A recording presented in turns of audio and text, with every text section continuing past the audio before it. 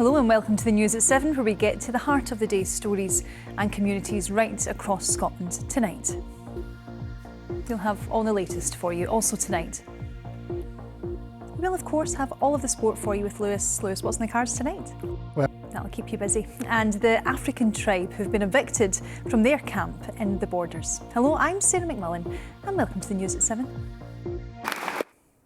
Well, our news correspondent Jamie McIver joins us in the studio now. And Jamie, politicians and community leaders here expressing horror at the identity of the attacker, who was shot dead within 7 minutes of 999 being called, the Jewish communities and all those who are affected by the incident. OK, Jamie, thank you very much for talking us through all of that tonight. Well, elsewhere this evening, they're a self-styled African tribe who've been living on the land in the woods of the Scottish Borders since spring. Now, more than 400 prisoners could be released early across November and December in the latest attempt to tackle overcrowding in our jails. Well, there appears to be a strength of feeling on this issue. Here's what some of you had to say. I'd love to hear from you. Our email address is news7@bbc.co.uk.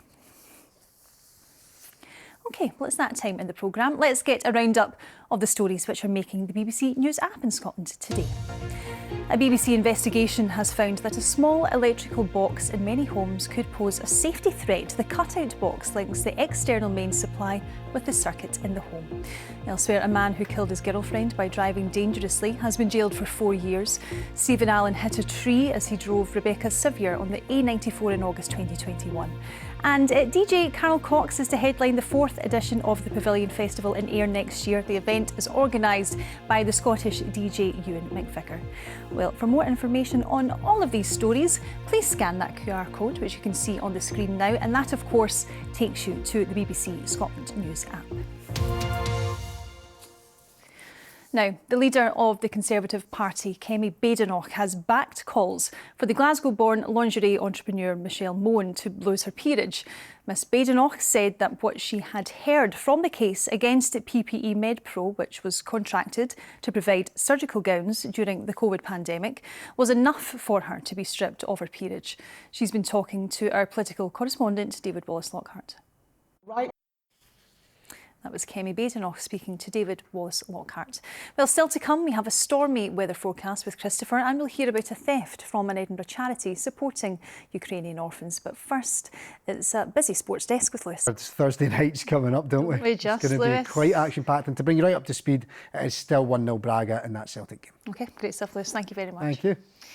Now, back to that story I was mentioning earlier. A charity supporting Ukrainian orphans in Edinburgh says its minibus has been stolen. The 17-seater Ford Transit vehicle owned by Dnipro Kids was parked in the Joppa area in the east of the city when it went missing.